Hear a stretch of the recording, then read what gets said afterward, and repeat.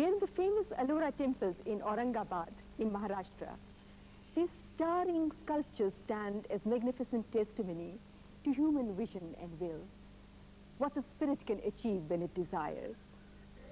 But the magnificence of human endeavor manifests itself in many ways. And even today, there are beautiful things that are happening, as beautiful as what we see here.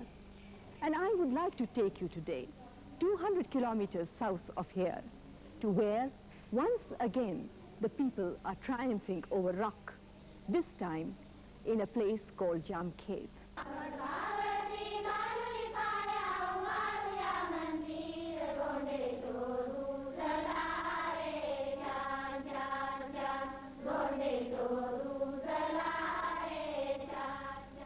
This is Parubai, a woman who has never been to school, but who has helped change the lives of over 250,000 people in 175 villages in Maharashtra.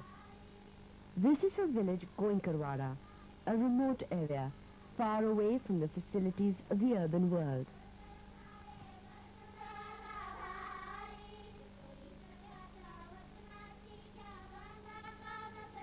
Parubai is a village health worker.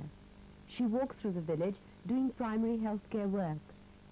Through personal visits to each household, she systematically covers the entire village weekly and knows which child needs a booster shot and which mother a checkup.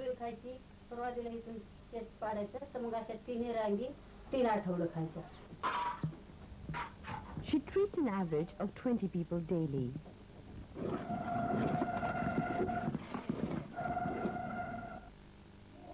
She conducts a midday feeding program and a creche for the children where she weighs them regularly, monitoring their growth.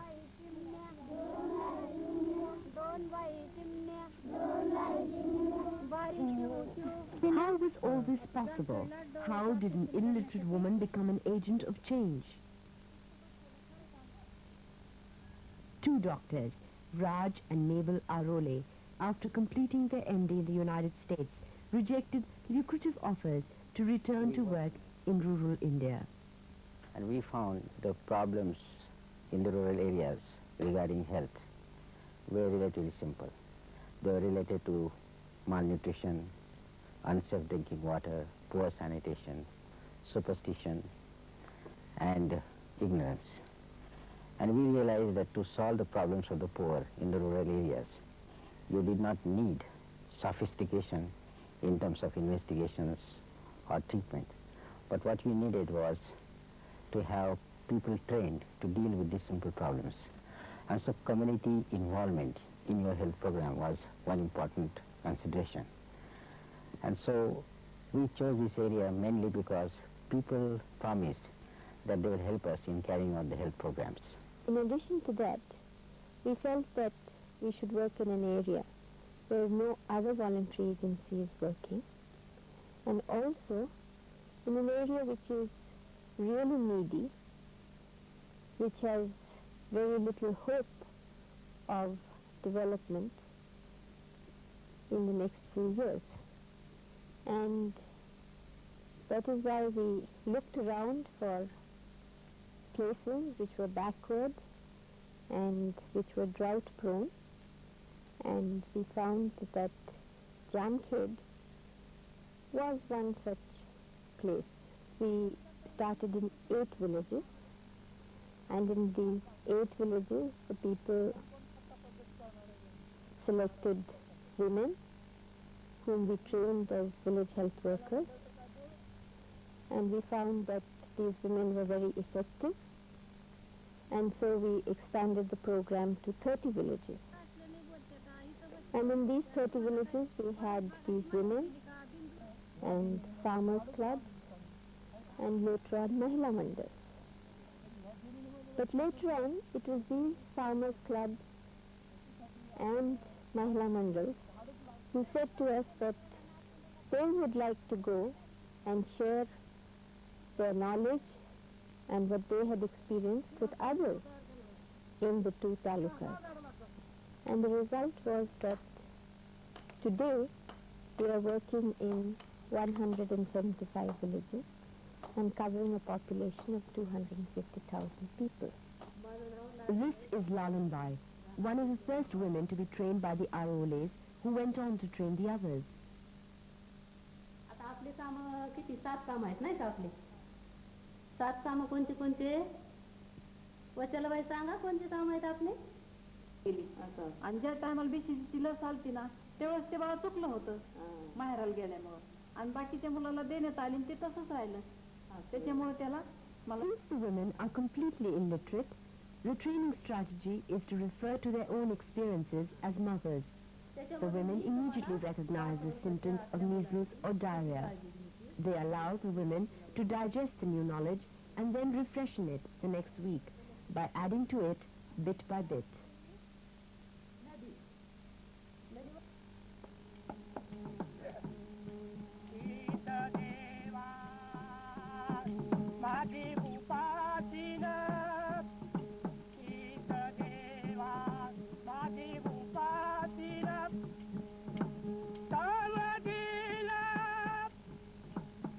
Lalanbai is a Harijan widow.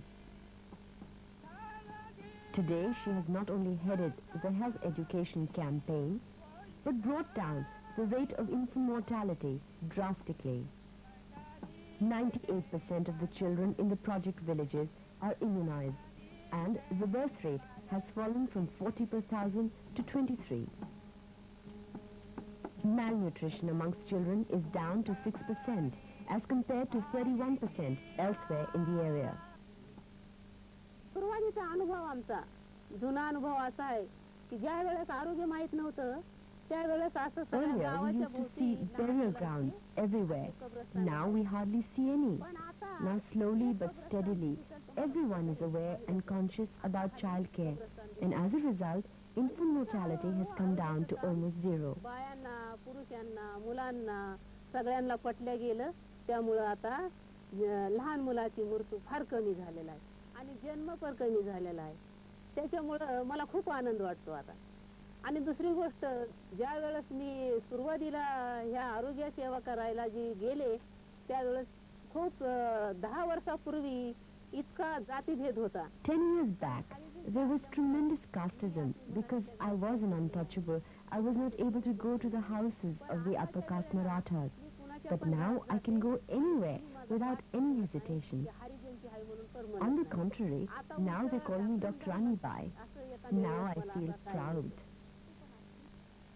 The village health worker is paid only an honorarium of ₹50 a month and is allowed to charge only 5 paisa for each medicine item she supplies the people. But she is the vital link in the village health system. Lalanbai trained Parubai. The technique is simple.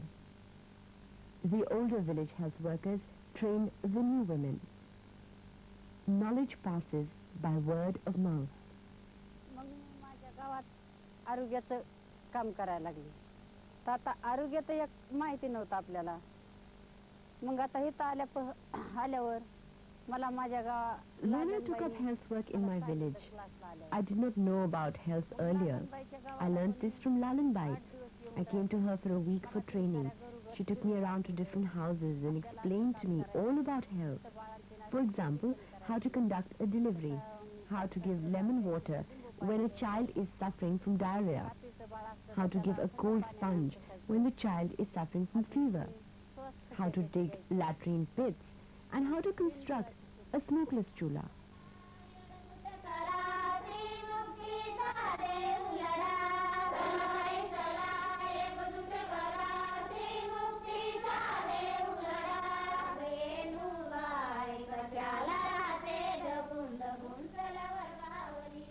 However, the Comprehensive Rural Health Project links the healthcare needs with the economic needs of the people.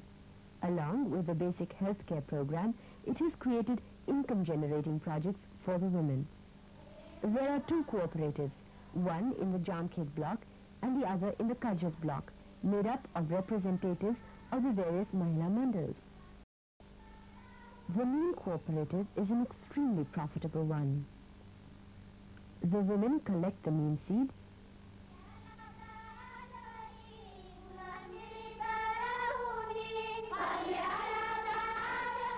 They process it by washing and grinding it by the riverbed.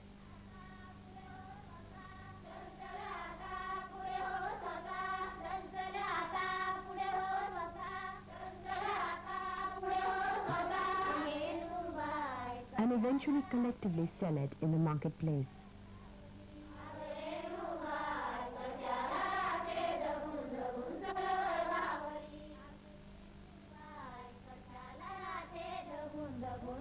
Last year, the women did a business of rupees 50,000, making a profit of rupees 18,000, which they divided between themselves. The other income-generating activity is the Cecil Fiber Weaving Unit, which makes baskets and other finished products.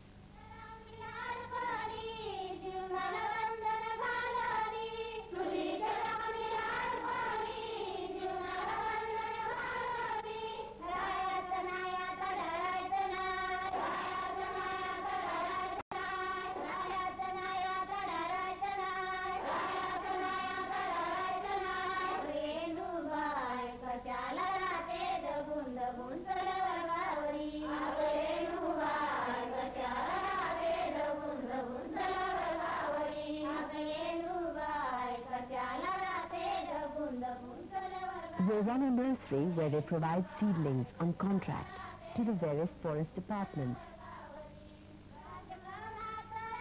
Their work has brought new improved seeds and totally new crops, such as fruits, vegetables, and watermelon.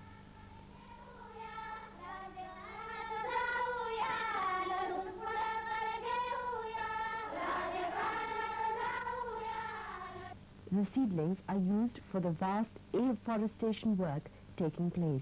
We have organized people into farmers' clubs, where people learn good practices of agriculture, especially in the area of afforestation. Much of our land is not very good land. It cannot really produce good cereals, but surely it can produce good trees. So we have taken a big program whereby the local people are taught to raise nurseries and cultivate trees. The Young Farmers Clubs voluntarily cultivate fallow land and turn over half the harvest for the nutritional program for the children.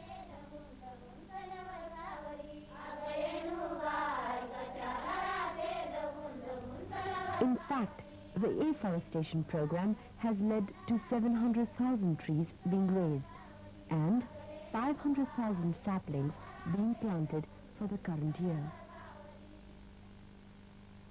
In our village, we have started a farmers association and a women's association and given tremendous importance to health programs.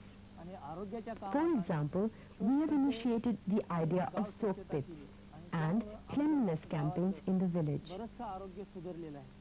तसंच आम्ही आमच्या गावामध्ये लहान मुलांसाठी सकस आहार तयार करतो आणि मुलांची वजन घेतो त्यामुळे आमच्या गावातील लहान मुलाच्या मृत्यू. Similarly, we have started a nursery of plants in our village and we use these plants for the vast afforestation program in our village. In this process, we have planted as many as 1,11,111 plants with the help and cooperation from the local people. Because of our record achievement, the Department of Forest has given us this color TV as a reward for our work. Then we had a problem of not having a school. There was no school for children in our village. The government did not help us because our village was considered too small to open a school in. The population was not enough for the government to support the school. Then we decided to build a school with our own efforts. We gathered money.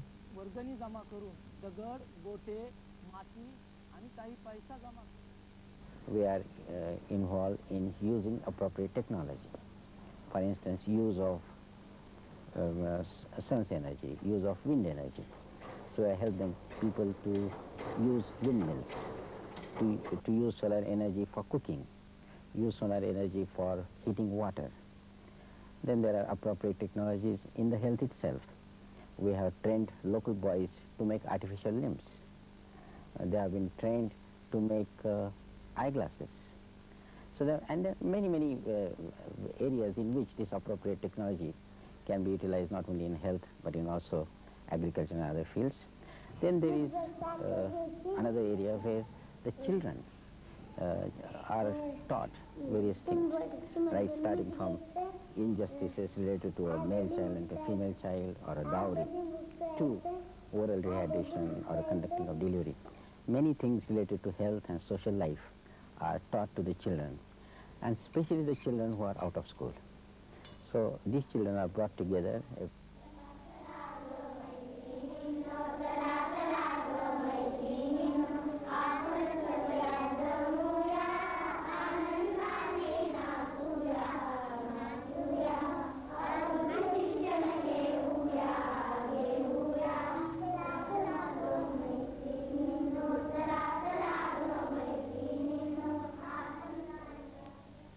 The health delivery system is a three-tier system. At the pivot is the village health worker. At the second level is the mobile team that brings a nurse and a doctor on a fortnightly basis to each village. Essentially, they back up the village health workers' activity. They do immunization and mother and child care work, and examine the people for communicable diseases such as leprosy and TB, identifying who needs specialized care and further treatment at the hospital. The third tier is the health system at the hospital at Jamkhed. It is to this hospital that people come for emergencies and surgery, and for the more complicated problems that cannot be taken care of in the field. We like this hospital to be a place where people are comfortable, and we try to make it as familiar to them as possible. Most of our people sleep outdoors, and they also do not sleep on a bed, they sleep on the floor. The other thing is we have the relatives right beside them, and they are the people who are doing the nursing, and so they like to be very comfortable on the floor. The hospital files the records of the patients according to the village. It keeps only generic medicines, cutting down the cost of procuring expensive brand names. But its ultimate success can be judged by its declining rate of patients, indicating that the general health levels have improved greatly.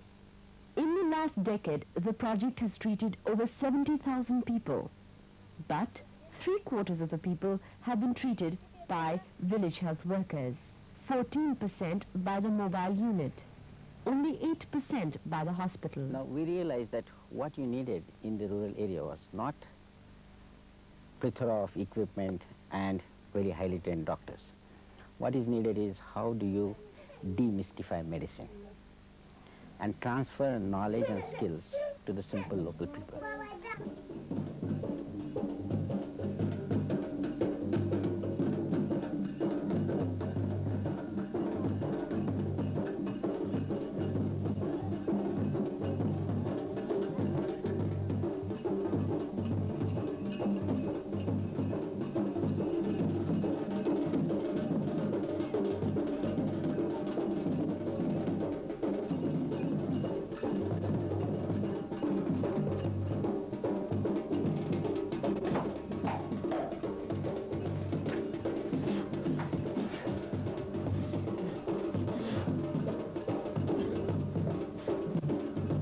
Economic levels of the people in the project villages have taken a quantum leap forward. But the question is health for all by the year 2000 really possible? It is possible. And I think the responsibility is on the professionals, on the administrators. How do we become sensitive to the needs of the people? How do we really shed all kinds of masks that we have put on, and the mystification that we have done, and how do we simply share our knowledge and fill these communities with knowledge, and how we help them to be self-reliant, not only in health, but in any other fields. If we as professionals, as administrators, as planners, are willing to really respect the people and be sensitive to their needs and honestly try to help them, health for all and development for all by 2000 is quite possible.